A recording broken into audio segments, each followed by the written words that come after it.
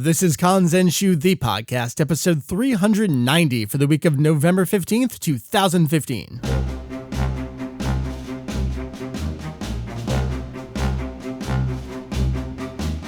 What is up? Welcome to the almost, not quite, 10th anniversary of Kanzenshuu, the podcast. Wait, I screwed it up. I'm supposed to let you say the podcast. Of Kanzenshuu. The podcast. Thank you. An extension of the all-encompassing Dragon Ball fan site. Kanzenshuu? Thanks. I'm actually drinking decaf right now, believe it or not. You we better anything and everything Dragon Ball in hopes of enlightening and a little bit of entertaining. My name is Mike. I go by VegettoEX. I am back from vacation. I let everyone else do all the hard work for a week. Joining me, Mr. Hard Work himself, Heath. You just kind of left us on an island, didn't you? I did, pretty much. You knew this was coming.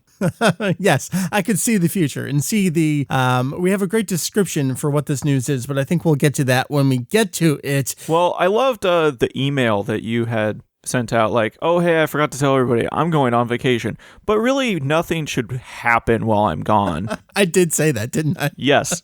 And so what happened? Everything. I think it was later that day too, wasn't it? Maybe. Yeah, I think, well, you were morning. At the airport. Yeah, it was. When I was at the airport, I was watching things go down. Anyway, we got Hujio here. So it's Mike and Heath. We are talking about the news, the non-news. That is going to be our episode this week. We have a little bit of just actual super news to talk about, and then the fallout of some of the two major news stories this last week, I think garners a little bit more discussion. As you know, on the homepage of the site, we like to keep our news. I really hate using the word unbiased because everything is inherently biased. The way you present or write anything has a bias to it. I say factual. It's as factual as can possibly be, devoid of any extraneous editorialization, although we sometimes like to toss some in just to have a little bit of character. But that's how the main page of the site is run, and the podcast here gives us an excuse to BS back and forth a little bit and dive more into our feelings, our opinions. That will be the show this week, our feelings and our opinions on the two news stories, one of which is not actually a news story. We'll get to that. Heath, let's just jump right into it with a little bit of real news. So how about that Dragon Ball Super over in Japan, huh? It's a thing. It's sure going. Yep. We have a couple, really we have three news stories. One of them's kind of cool. The others are just incidental Japanese merchandisey things going on. Let's start with perhaps the most interesting thing. Last week's episode, as we're recording right now, so this would have been episode 18, we did finally see Champa and Vados appear in the Dragon Ball Super TV series, as opposed to Toyotaro's manga, where we had seen them.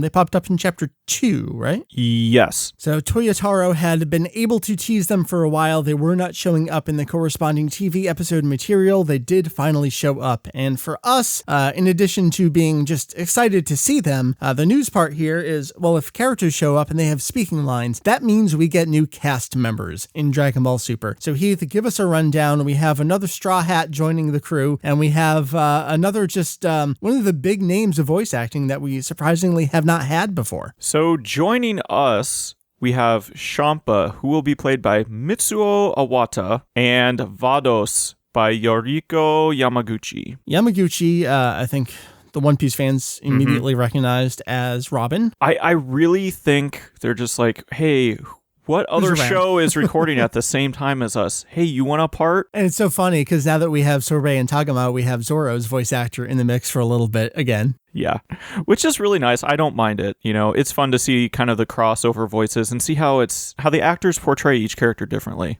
Yeah.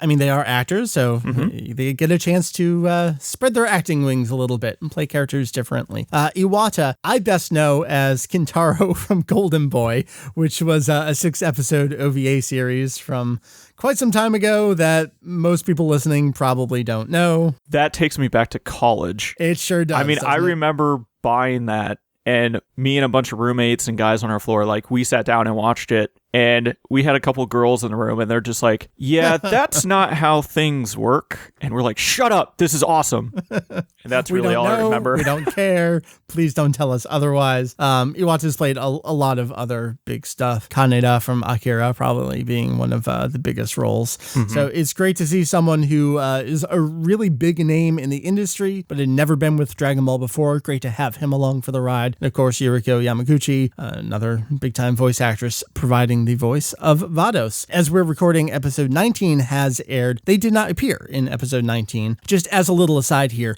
so we get that brief little tease of Champa and Vados at the end of 18. Do you think that they will be regularly introduced as the B story going on in the episodes, or is that a one-off tease and they're gonna kind of drop it for the remainder of the Frieza retelling? You think they'll pop up again during the retelling? I would like to see them pop up. I think it'd be neat to have more of a B story, because for a lot of the Battle of Gods arc, the B story were more of the minor characters and people that were there. I think it'd be neat to have something going on elsewhere that we could kind of follow. I'd be fine either way. I think a lot of it depends on how long the Frieza revival arc is going to be. Right. If it's going to be short, maybe we don't have time for them to be a little B story, even a C story on the side. I'm glad we got that tease. Yeah, you mentioned Battle of Gods. We kind of had less of the Pilaf side story in the Super version. It really did stick to the main material for the most part once they got into it. So I am indeed curious to see what they'll do with the Frieza arc and Champa and Vados. But they were introduced. We did get new voice actors. Keith, just little other things in Japan. It hit the rental market. Explain how this works. So in Japan, they usually will break up releases and do about 3 episodes at a time. Anymore, it seems like rental is only DVD. Not really sure why that is. In fact, I actually just found out when I recently purchased the Majin Buu Arc of Kai on Blu-ray, they included in all the books cover art for DVDs, and I had no idea what it was for, and it turns out they actually released rental DVDs for all of the Majin Buu Arc of Kai. Okay. And they created exclusive artwork that matched everything else. So it was kind of neat, kind of a waste of money. But anyway, right. But yeah, there is a DVD rental market in Japan, and prior to most releases coming out, they'll kind of stick them out there. 3 episodes a pop, and they're released usually earlier, especially in this case because Super is coming out in more of a box set, so they're doing 12 episodes at a time, and they're kind of breaking it up here for the rental market, which makes me wonder, is there really still a huge rental market in Japan? Because I know in North America, it's almost entirely just dead. I mean, even the red boxes are a dying breed right now, the way that Hulu and Netflix and everything else is really taking over. But yeah, so the first one's out there. It's 3 episodes, came out November 3rd. The next one is due out December 2nd, which is actually the day that the first real Blu-ray and DVD box set comes out. A lot of people are holding out hope Episode 5 is going to have some touch-ups. I would not hold on to that hope, but we'll certainly know come December 2nd. There's not a whole lot to say or look into with this first one. I don't know anyone that's checked out this first rental volume. I don't know if there's any touch-ups. Probably not. I think collectively no one really cares and just holding out for touch-ups on Episode 5. Let's wrap up the rest of the Super News here. Dragon Ball Super, McDonald's, Happy Meal, Happy Set. You get some cards. A lot of people were disappointed because there have been figures in the past, but Dragon Ball Heroes is what makes the money. Oh, definitely. But there are some figures coming out, just not for McDonald's. Right. Oh, there's so many figures. I'm kind of overwhelmed. I was looking the other day as there's 1 or 2 I want to buy, and then I realized just how many are coming out right now. It's what you get when you have multiple lines from different brands. You have a movie that just came out. And then you have a TV series that is currently underway. And with new transformations, new forms, and new characters. Good God. I think the Dragon Ball 30th anniversary website, all their news anymore is just, here's a new figure. Here's a new figure. And here's the God Mission update. And then another 6 in a row of figures. So anyway, we have 6 exclusive McDonald's Dragon Ball Heroes cards here. Goku, Vegeta, Beerus, Whis, Frieza, and Super Saiyan God, Son Goku here. Great. If you want them, you can probably find them relatively cheaply on your favorite third-party sales website. As a little aside here, my game of choice on vacation was actually Dragon Ball Heroes Ultimate Mission 2. It was a great pick up and play for 15 minutes and then put away kind of game. game, move on to the next activity.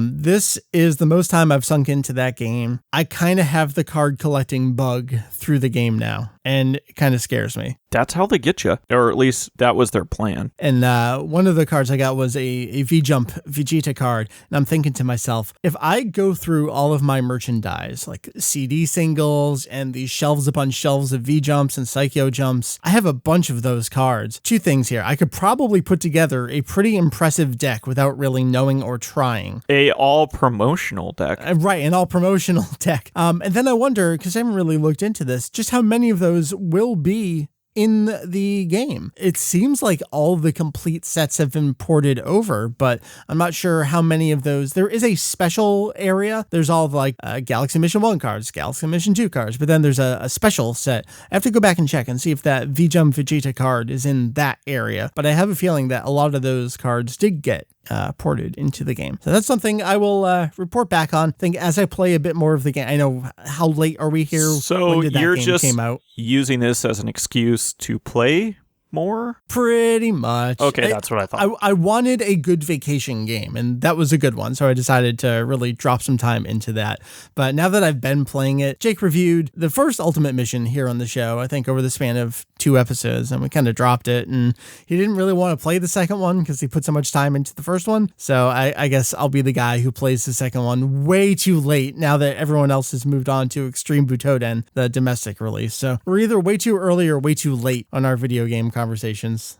That's because it takes a while to actually play them. It does, especially this one. There's a lot of stuff here. All right, so that was the Dragon Ball Super news. We have one more actual news discussion to have, where it's both news and a discussion, the portion that we want to have here. I'm just going to keep it all one section in the podcast. Heath, so Dragon Ball Super, still Dragon Ball Super news, is getting an English dub. This English dub will not debut in North America, and in all likelihood will never air in North America. Nor should it.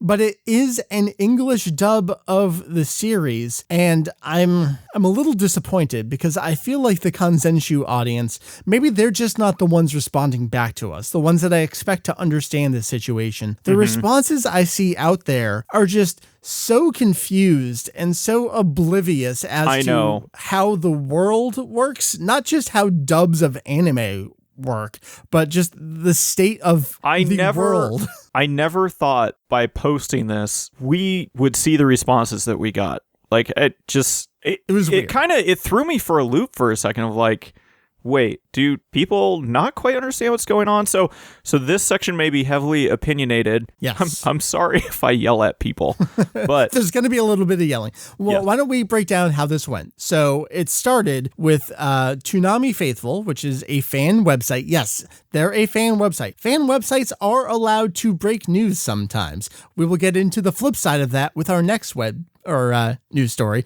but hold on to that. I feel like I really had to describe press releases to people over the last week, and I didn't think that had to be described. When a company or an organization releases a press statement, it is to the press, whether it be fan websites reporting the news, or something a little more official, such as Anime News Network. It'd be like the same thing in sports. If some team decided to send out a press release to ESPN or something like that, I mean, that's what happens. A lot of times there is no official, we're going to post this on our own website. They're leaving it up to the press to do whatever they want with it. Right. Well, there's a couple sides of that. A lot of sites, if they're public companies, will have what's called an investor relations section of their website. And if they're at that level, what usually happens is that they're working with a company to distribute their press releases, whether that's PR Newswire or any other gazillion services that are out there. Those will automatically be added to that section of their website. You may not even know it, but it tends to be a third-party hosted investor relations section. Not every company works that way, though. Like you were saying, a lot of companies will send out press releases that either get posted on their own website days, if not weeks later, or never at all. There's a lot of European Bandai Namco press releases that we've received, that I've seen other people receive, that don't end up on their website, but other of their own press releases do end up on their website. So it's like a crapshoot whether the webmaster that day was in to post their press release. So this seemed to be a situation like that, where a press release was sent out. Exactly, which is why we're addressing this, because we got a lot of responses from people. I don't know if it was the same person, but it seemed like it was multiple people asking us, what is the official source? Give me an official link. And in this case, that is impossible because the link is to somebody's email inbox, and I cannot give you that. I don't really know what to tell you. But Toonami Asia, in this case, that sent out this press release, they don't even have a news section or anything on their website to even, I think, where they could post something like this. Mm-hmm. So they relied on news organizations and outlets to basically bring this to the public's attention. And I think that's where a lot of the confusion started was, well, this has to be fake because I can't find anything official. And I understand that. And I feel like maybe we've put skepticism too much at the forefront of people's minds lately. This is our fault. It is our fault. I blame ourselves. I take full responsibility. I mean, I have nothing against skepticism, but it's more of just an understanding of how press releases work. And I think that's where the confusion started. Yes, that skepticism is healthy, but now that we understand how press releases work, I never thought we'd have to describe that on the show. And maybe the people that need to know this aren't listening to the show. If you know who someone is like that, words speaking them, point them towards our show. Or towards Mike's Twitter account. Right. He enjoys that. In detail, explain how this works. In 140 characters or less, press releases, 101. And you're thinking, what grammatical atrocity do I commit to fit this all into a tweet? And then it doesn't make sense anymore. Heath, so Toonami fan sites received a press release that announced that Toonami Asia, which is a separate channel. It is not through Toonami that airs in North America. And the business relations between the different Toonamis across the world are very different at times, and they may not be run out of the Atlanta office or connected to the Atlanta office in any way. It's a business connection that some other company across the other side of the world runs. Dragon Ball Super will be airing in English in Asia on that Toonami channel. That is the announcement here. What's wrong with that, I say? It's going to be in English and not in North America. It's very odd that that would happen first, but it's also not entirely out of the realm of possibilities because we know back when Dragon Ball and Dragon Ball Z first aired, which this doesn't quite add up because the landscape of anime distribution has completely changed since the 1980s and early 1990s. North America was hardly involved at all at that point. Back then, Hong Kong received their own English dub. But of course, a lot of people might not be aware of it because Dragon Ball and Dragon Ball Z were not as mainstream globally as they are now. And so it is a little odd that it would premiere there rather than other places, but Toei, it's their decision. So, well, let's talk about that business side of it. Something I was mentioning, if you're a subscriber to the podcast, you got this. I was talking about with Kerbifer in his Kerblog series, and if you didn't get it in the podcast feed, you can check it out on his YouTube channel. The business decisions around Dragon Ball and what we expect Toei is expecting from a business partner. The number one reason why Dragon Ball Super probably isn't out in this country and other countries is Toei probably wants a TV deal in place before they start dishing it out. And they probably do arrange prices differently throughout the world. So what Funimation may pay for Dragon Ball Super could be entirely different from whatever company this happens to be in Asia. But they probably got a TV deal lined up, which is why they're getting it now. And that I can, without naming names, say that is 99.9% true. Now, something else I want to talk about, you kind of alluded to it earlier. I don't know if it's just a today's Dragon Ball fans, shaking fists, get off my lawn kind of thing.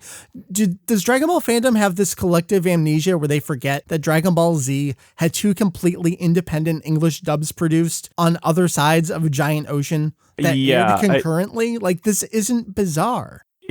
That was one of the weirdest responses I think I saw out of all of this was, how dare they do this without Funimation? Don't they know that it's like, come on. I know we're Americans and that's, great. But the Funimation dub is not an exclusive English dub to the world. It's exclusive to North America. It just happens to be used a lot of other places where they don't have the funding to hire actors. They'd rather just purchase the distribution. So you've got Manga UK that gets it for the European market. You've got Madman down in Australia that gets it for their market. If they wanted to, those companies do have their own ties to Toei. And we've talked about this on the show in interviews with some of those people on the show before, where they'll want to do it and they'll be like, this is what we can do. And Toei will say, well, do this because this is available. And you can work with those partners to get their products. So it's like less work for Toei to do, less work for Manga UK to do because someone's already done it. This could just be an example of someone's got the means and has got the distribution that they can do it themselves. We've seen English dubs come out of these regions before. We have. That's the thing. Like, ignoring the Westwood dub, Big Green, Malaysian dub, Philippines dubs. Does everyone forget that these things have existed over the last several decades? That's so weird to me that you can be on the internet and so connected and responding to a story like this and completely ignore, forget, not know other English language dubs exist. Especially when you're just so upset that you cannot understand why Southeast Asia and India would not use Funimation when this is a dub that's being produced exclusively for them that you're probably never going to watch more than a 30-second clip of on the internet. I think a lot of that is the personifying the product and be like, but my version, it's like we do with the Japanese version where we want to push it on everyone. We want everyone to enjoy it. It's this religious indoctrination kind of thing. So they're feeling that for the English dub, and I understand that, and they want everyone to enjoy the dub that they watch. But it also seems like this personal affront where it's, what do you mean Schemmel and Sabat aren't going to be heard throughout the world? Like, I'm sorry, you are not the only people in the world that speak English. Yeah, it really took us aback, or at least for me. It was kind of like, what? I just did not understand a lot of the responses. I can totally understand that you would be upset that Funimation is not the first English company to create a dub for Dragon Ball Super. I can totally understand that. You can feel entitled if you want that we should and probably do deserve it first. But the fact to just be so out of left field that some other region in the world can produce it and it's not Funimation is just an outrage. I just don't get it. I don't get it. It makes no sense to me personally. Simmer down is all I can say. Like, there is no doubt in anyone's mind. Funimation is going to get the rights to Dragon Ball Super. They're going to produce a dub for Dragon Ball Super.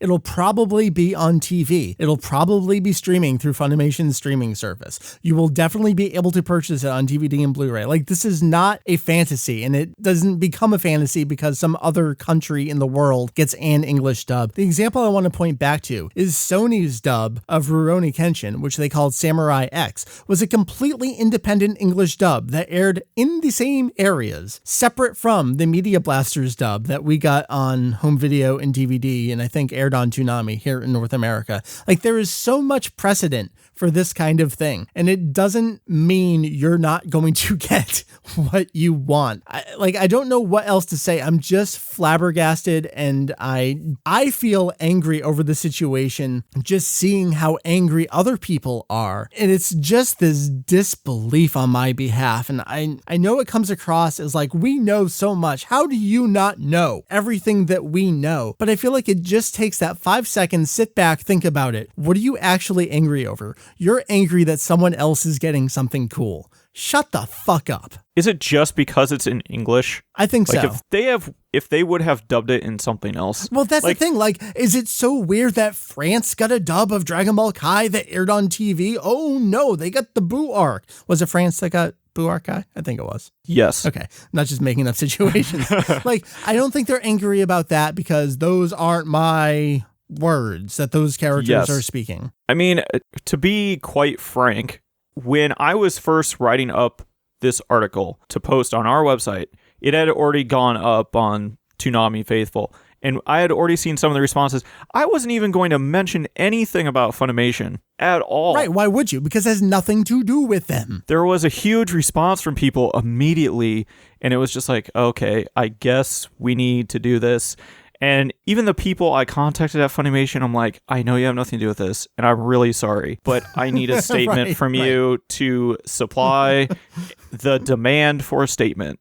And it was just like, what are we even doing? That's the thing. Is I saw it happening from afar, and those were my exact words, was what are we even doing? That felt so weird to me. So I'm going to get another beer because now I need one. Blame all of you people. So I don't know how much else there is to say about it. This does not preclude Funimation from getting Dragon Ball Super, which I'm sure they will. They will get you the product you're looking for. Oh my God, chill out. It's okay that someone else got something. And that's my editorialization on this story. There you go. So to recap, Toonami Asia will be picking it up. If you live in Indonesia, the Philippines, Thailand, Hong Kong, Singapore, Taiwan, Pakistan, Maldives, or India, is very likely in mid-2016, you will be viewing Dragon Ball Super in English on Toonami. There you go. I'm excited about that because I would love to see some new takes on these characters. I would too. I think it'd be interesting.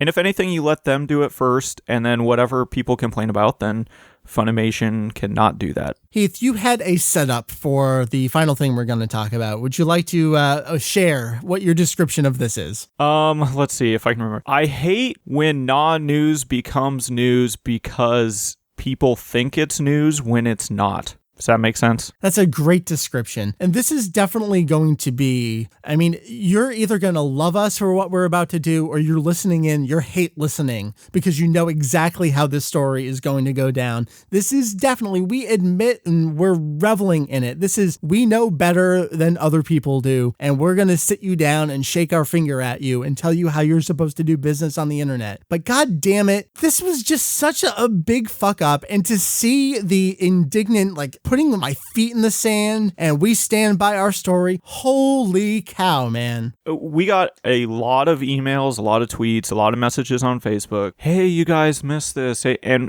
we tried to nicely reply to as many people as we could that no, we did not miss this. We know about it. It's okay. We're going to let it blow over because it's not real. Unfortunately, no one could let it die. Why this didn't die, I have no idea. That's what we were hoping was going to happen. And then finally it kind of turned into, well, I suppose we should address this. It really did feel like the story was over and went away and it was cleared up. And then they came back with the force. So this is Ramen Parados. I'm assuming it's ramen for two. Anyway, so their original story went up on October 30th, and this is where it all started. This was the Dragon Ball new movie confirmed from Tadayoshi Yamamuro himself. And this was at a convention, and there was an official translator, and they had photos from their interview. Like, it had all the makings of, yeah, we have the sources to back this up. We were actually here. Here's what we had go on during our interview, the panels. Except the thing was, and this is tough to describe because everything they did was absolutely accurate. You can 100% be in a panel and get a scoop on something, inadvertently or not. There have been plenty of, I think back to Nintendo roundtables at E3.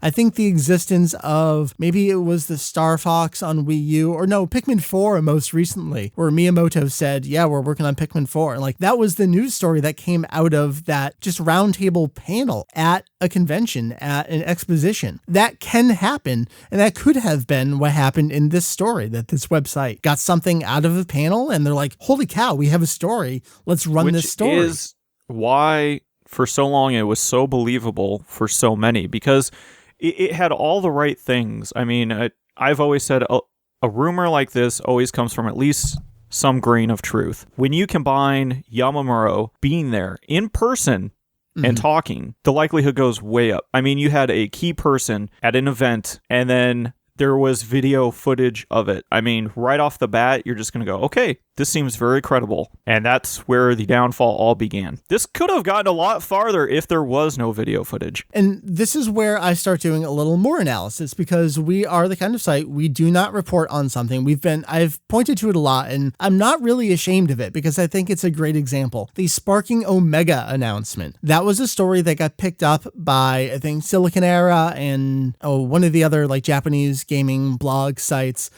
Picked up a story. The source there was was to channel, where a bunch of people were talking about leaks from VChump, and everything else had been checking out. And so they ran with the story that Sparking Omega, I can't remember if it was a new Sparking or an HD, something like that, for the fighting games by Spike. They ran the story, and we were like, well, these two other sites that we respect and have sourced in the past ran this story. We will run the story, sourcing them and the original post and saying what's up. Well, it turns out that was completely fabricated. And the great thing with that story is our buddy Kay over in Japan was able to point us that user having been trying that same thing for years up until that point. It just so happened that he got it to stick with that one story. So that's the thing I point back to, where it's we no longer will report on any news whatsoever that we cannot independently confirm on our own. That can be a press release being sent out, that can be picking up the goddamn phone and calling someone at a company. I feel like I've used that phrase lately too, but again, I hate to phrase it this way, but a lot of people like to hide behind their computers.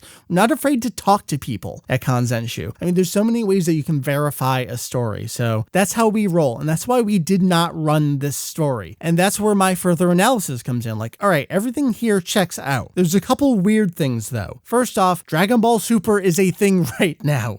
It seems really weird that they would retell Battle of Gods, retell the Frieza movie. We know there's a new story arc coming out. How does a new movie this year or next year fit into that? How does it even make any sense financially? I mean, you have Super that is currently running, then you're going to produce a film to compete with it? That seems... It was weird enough that Super is competing with Frieza. Yes. None of that made sense. And then finally, if this were me, I would understand how the story would come across. I would include in my story a direct quote that said that exact thing. The story did not have that. It was just a general rewriting of the story, which is, totally fine. From my perspective, that's not how I would roll out that story. So those were the kind of two things that jumped out at me, was, kind of weird. And the way this story continued for the next couple days is this site, Ramen Parados, they were rolling out, we have video interview, we have audio, we're going to share this to really back up our story. I think we were like, okay, cool, we'll wait on that, because that's the kind of thing that we can then use to do our independent verification. We can throw Julian at it, we can throw Jake at it and say, listen to what Yamamuro says in Japanese. Is that what he said in Japanese? That's our independent verification. So we kind of waited for that, and we started getting that, and we just sit back and went, something's weird here. Things were just not adding up, and so you really started to question a lot of what was coming through.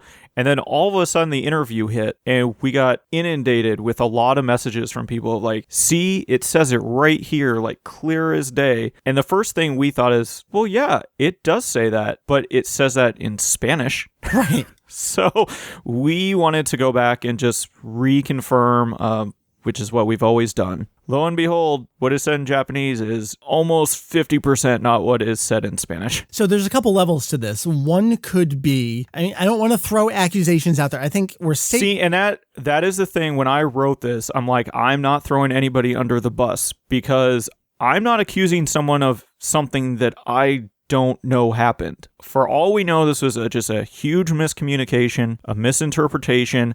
Somebody screwed up and just said, you know what, we got to go with it because it's already out there. Which on itself is a bad thing, because you would hope somebody would be man enough to step up and say, oh, you know what, guys, we're really sorry we misinterpreted this. That didn't happen. So let's take a step back. I've done enough panels. You've done enough panels. People have seen enough panels online. When you have a Japanese guest, obviously we're talking about anime here, so it's a Japanese guest. If you're in a foreign country, they are assigned a translator. It may be someone they know. It may be someone assigned by the convention, by the expo. Yeah, some people travel with translators. If you're big enough, you get to bring your wife and your translator.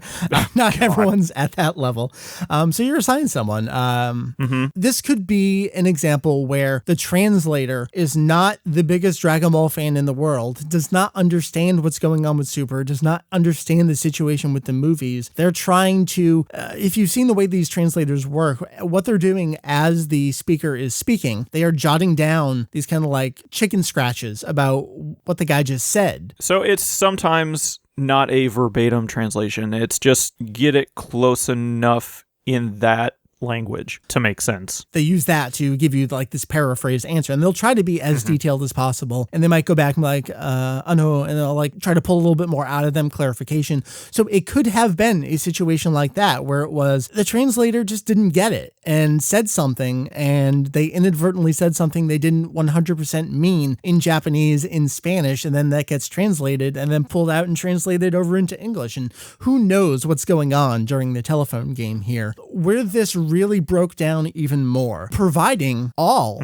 of the interview for anyone. Because initially this was said at the panel, and they had periscoped the panel. So a lot of people listened in and just said, first off, the audio is really bad. Yeah, so it was tough. That didn't really help. But you could make out the Spanish translator. And we had a lot of people, even on our forum, saying, hey, I'm fluent in Spanish, or my friend is fluent in Spanish, and we listened to it, and he does not say that at all in Spanish. So then a lot of it came down to, well, he didn't say it at the panel. We interviewed him one-on-one. And it was like, oh, okay, well, I can see that. And then it all just kind of snowballed from there, and they really dug their heels in the ground and just said, no, we're going to show you this video, and you guys will see that we are 100% right, that this is what he said. And I get that. Like, that's almost what I would do if I were in their situation. Like, fine, you don't believe me because we're professionals. We have all of this recorded and available. We will show you. Fine. If we have to, we will show you. And I think the problem here was they didn't know what they had. I'm almost 100% guaranteed that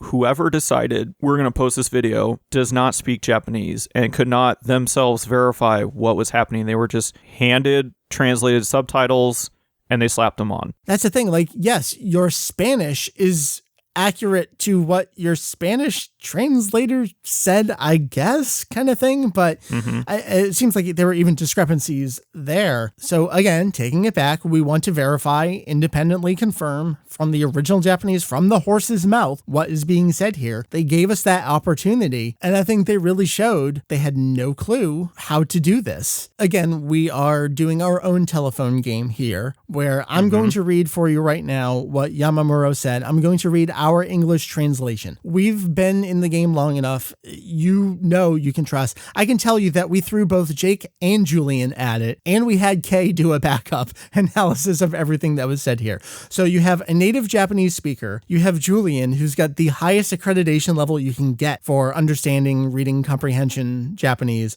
I don't know what Jake's level is at, but if you're following us, you know what Jake's level is. He's pretty much right with Julian. I think he might be one below, but then he's also learning other Asian languages. So I don't. So sometimes he's confusing his Chinese and Japanese, yes, which was good because we were able to get Julian to do it as well that exact same day. So again, we are going language to language here, so let me read to you what the official Kanzenshuu translation of Yamamuro's statements were. Currently, a slightly more detailed version of Revival of F is being broadcast on TV, there was Battle of Gods, and then after that came Revival of F. So here, in the TV series, we're adding in that original, Toriyama Sensei's original thing, something different.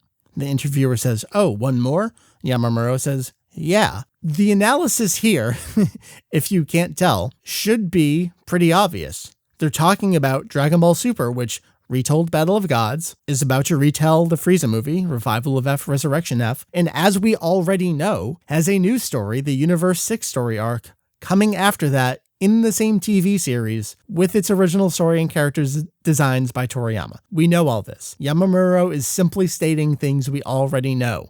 There is no news here. It's just weird, though, how he starts out, because there's a little bit of confusion there, where he's well, detailed Revival of F, and then he's like, oh, wait, Battle of Gods came first, then it was Revival of F. And so he kind of stops himself in the middle. He's kind of thinking out loud. Right. He's correcting himself as he goes. He's expanding on it a little bit. Right. And one thing, when I was talking to Kay about this, the interviewer's response of, oh, mo ichi hon, sometimes in Japanese, the hon can actually kind of refer to either TV or movie. So Kay's, one of his theories was whoever was translating this thought when he said ichi hon, which is one more, he was thinking one more another movie.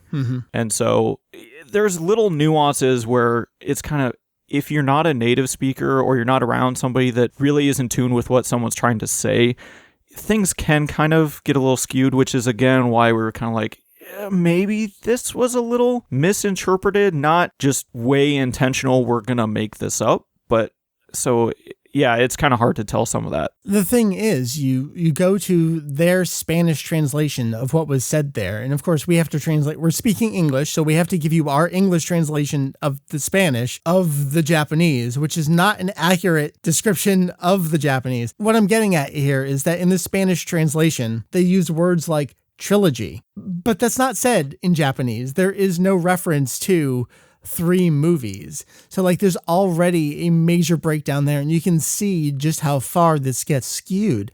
And I think the worst thing about this right now is seeing the firestorm of the site really sticking with it. And I can understand I am sticking by my story. This is the story that we reported, and here are our sources. We've laid all of our sources on the table. The problem is, I think they just either don't want to or can't fathom admitting, oh shit, we're completely wrong here. I get it. We have this he's a professional translator. Are you telling us the professional translator there was wrong in how they relayed these?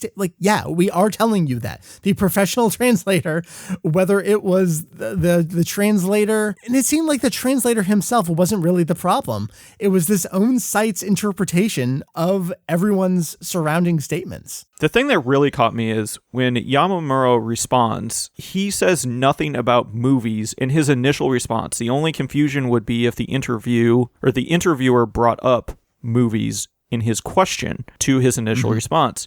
Whereas in the Spanish subtitles, just right off the bat, they're like, "Hay 3 películas." He says nothing about movies. Where the hell did that come from? I could see maybe you're taking a little liberty with it to try to set up what you think his response is going to be. But when they right off the bat just say there are 3 films, Battle of Gods, Resurrection F, and another, I mean, that's not in there at all. I don't even know where that came from. We're angry over this because this is the exact opposite of everything we try to do. You'll see in a lot of the interview translations we do, we like to provide those translator notes, even if it's the most minor thing, because at this point we can kind of guess what people are going to second guess. And we like to put it out there like, we're pretty sure you're going to latch on to this. This is what it actually says. This is why we put it this way. And I know not everyone can do that. Not everyone has the time to do that. We have this liberty of being a fan site where we can put in as little or as much time as we want into things. And I hate for that to come across as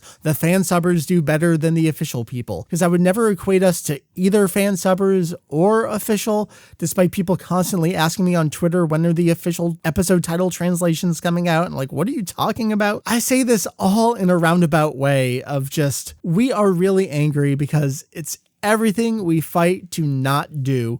And to see someone out there do exactly the opposite of how we would do something and get attention for it. It's not the attention thing. I don't like that I just said that. It's not the attention thing. I've been talking so much about it lately. Like, people deserve better. This is not good news reporting. And Dragon Ball is stupid. It's a stupid children's cartoon. But if you're gonna report news, do it fucking properly. What got me, I think what upset me the most, when they first posted this video and it was subtitled, and I was going through and, typing up the subtitles and translating it. It's like, yeah, this is clearly what the subtitles say. And then we got the results back of, Jake's like, yeah, that's not what they say at all. And then I talked to Kay and talked to Julian, and it's like, things are just way off. Like, this isn't even close.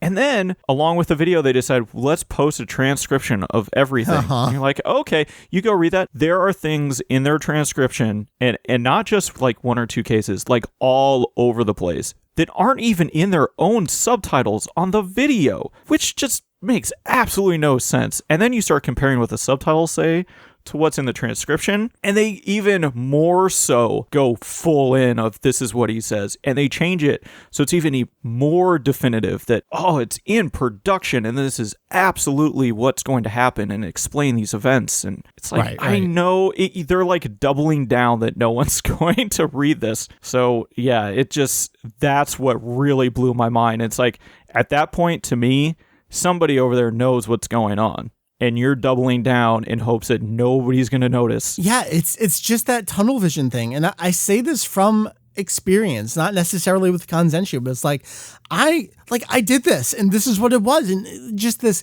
complete lack of a greater perspective. No, you're completely just own up to it. Just admit it. There is nothing wrong with admitting you're wrong. I think it shows true character to admit that, hey, we totally fucked this up. There's nothing we can say to apologize and make up to people how much we fucked this up.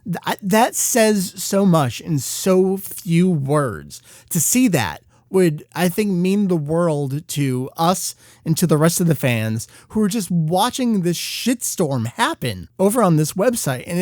And they're saying the exact same thing on the other side. I saw some of those the statements in response are like, we don't care if one or two people don't believe our story. Like, we are having exact opposite conversations in corresponding English and Spanish here right now. It's one of those things like, we know we're right, so we can say all of this with such determination. And they're probably saying the same thing. I would imagine so. Except they're wrong. I love some people's responses of, as soon as a new movie is announced, they're going to be like, see, we told you. Exactly. Like, of course, there will probably be another movie someday, and they will 100% if they don't own up to it. That is the thing they will point to.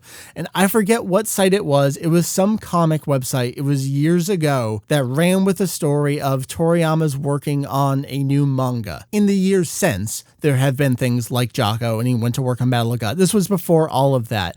And I remember how it went down was when Dragon Ball SD was announced for Saikyo Jump, that phrase, they doubled down on it. They went back and they said, see, we told you, where there's smoke, there's fire. That's the new thing that was coming. Stuff changed along the way and it turned into Dragon Ball SD, but we told you there was a new manga coming. It's that kind of thing where no matter what happens in the future, you can point back to something and say, see, we were right about it. But there was zero connection there. It was total trying to cover their own ass. And it's so transparent, and it makes me so goddamn angry. Especially when it's something so broad. I mean, it's like, I'm going to predict the future that someday I'm going to have a new car. It's like, well, no shit, that's going to happen. There will be a new Dragon Ball video game within the next fiscal year. Yes, that is very, very likely going to happen. That would be like if nothing came out and it was only that IC Cardass series that came out. That would be like me pointing to that and saying, see, I told you there was going to be a new video game. Haha, here it is. Is there anything else to say about this? I mean, this was totally, we admit 100%, just our excuse to just bullshit about this, to just get this. I don't know what the word I'm looking for is. It's on the tip of my tongue. It was very cathartic for me anyway. Very. Having been away for the last week and having to watch this sort of all You didn't have to live through it. No, I didn't. I just got a dribble of Wi-Fi and I got to see a couple tweets and kind of stuff. Like I was without connection for days. So I got to see it as it was happening, and then I got to come home to it as it was all completely over. So weird, because when this all initially happened on October 30th, we were at work. I watched the Periscope. I mean, we were right there when it all happened from the very beginning. And we're just like, God, I hope this dies, because this is not going to go well. And it went almost the way we thought it was going to go. And you hate to do it. And you're like, well, guess I got to write this thing up because nobody else is going to do it. And you hate to say it because you don't want to feel that way. It sucks. It really does. Our buddy Kaiser, Scott from Team 4-Star, he asked us, how many times have you had to do a news story specifically saying there is no news here or debunking something? And this is one, I think this is the most major example we've done with that. We did the retraction on the Sparking Omega thing within the same story itself. And I think there's one or two other times we've done small things, but they're not coming to mind right now. So I say overall, we generally try to avoid it, because usually if we don't post about it, a lot of people will kind of pick up that, well, if they're not posting about it, especially the people that usually come to us to ask, is this true? Well, we can say, well, we haven't posted it. And when we can validate any such information, we will post it. We will let you know. And until then, we're not doing anything with it. You use a good word there, validate. I hate doing posts like this because it then does validate that site or that source in some way. And I hate doing that. I was talking with Mary about it on vacation a little bit. She's like, you're not going to link to the site, are you? And I was, well, of course we are, because that is the subject of discussion. And she was just, and I understand where she's coming from. It's like, why would you give them that attention? Why would you give someone like that the time of day? And I totally get that. But at the same time, it's definitely that part of me where it's like, I want to hold them accountable. If you're going to cite them on something, you know, the way we've always done it, you're going to link directly to it so that other people can validate it themselves. And that is the hard part that we've always tried to tread away from. I go back to that thing I said earlier about hiding behind a computer. That's the thing. I didn't want to do like the subtweet kind of thing about it, where talk about it without actually referencing them. I want the Google Analytics trail to lead back to them. I want it to be completely there. And we know 100% they are completely aware of our analysis and our post. We have not reached out to them personally. I don't think it's necessary. It's not like reaching out to a source to verify a story. They put out their story. We are free to do any analysis of it we want. We don't have to contact them. Maybe we could have, maybe we should have. At this point, I don't fucking care, because they dug in so deep on this. And I say all this, having done absolutely nothing for the write-up on the website, the analysis of any language. I got to sit back and do nothing. So I can be the angriest one here and have zero responsibility for anything. So just like normal. Just like normal. I get to do a podcast about it and say I worked my ass off on content this week. There you go. Too many Kanzenshuu behind the scenes, backhanded comments back and forth at each other here. People are learning a lot about us right now. That's okay. Yeah. If that's what we should just publish the group text that was going on while all this was happening. They were pretty great. Like, I'm about to get on a plane. Can you guys like hurry this up? Like, shut up, Mike. We're doing this at our leisure as fast as we can. I totally was. I was totally managing from afar as if I needed to, but I just wanted to be part of the conversation. It's okay. I understand. All right. So yeah, no new movie. That's a bummer. Right. The news this week is there is no news. Heath, let's bring this to a close. This has been episode 390. Our podcast here turns 10 years old this week. The first episode was released November 19th, 2005. Julian and myself published that first episode back in the olden days of Kanzenshuu EX. As I've been saying, I still consider the podcast like the youngest portion of the website and still feels so new, like it's a recent addition, although it really isn't. So I'm glad this is coming out before that 10-year anniversary, because if this was the 10-year anniversary podcast, that would be a real shitty 10-year anniversary podcast. Yes, it would. So we'll have something different for you in the coming week or so. I got to get going. Heath, you got to get going. We will wrap up this show. This has been 390. I have been Mike. That has been Heath. We have Julian and Jake. You can find us kanzenshuu.com. If you're listening this far, again, you either know everything, you've been listening for that validation, or you're hate listening and you're just scribbling death notes for the two of us here. Either way, we are glad to have you along for the ride. Heath, what would you like to plug on the website right now? Dragon Ball Super. We're still going strong somehow. I don't know how, but it's happening. And hopefully we'll have episode 19 kind of up-ish today, tomorrow, by the time you're listening to this at least. Hopefully. It's been helpful that 1, 2, sometimes 3 of us are around to watch it live. Jake in particular, because he can do the summary within moments of the episode airing. That is incredibly helpful. And it's nice that the credits do not change very much. And the page overall hasn't really changed. And we just kind of plug and chug, get it up, and then kind of come back and do notes as we feel like it. Well, here's a behind-the-scenes question that other people may find interesting, but it helps organization of the site. You had split up like we had done with other arcs and other TV series.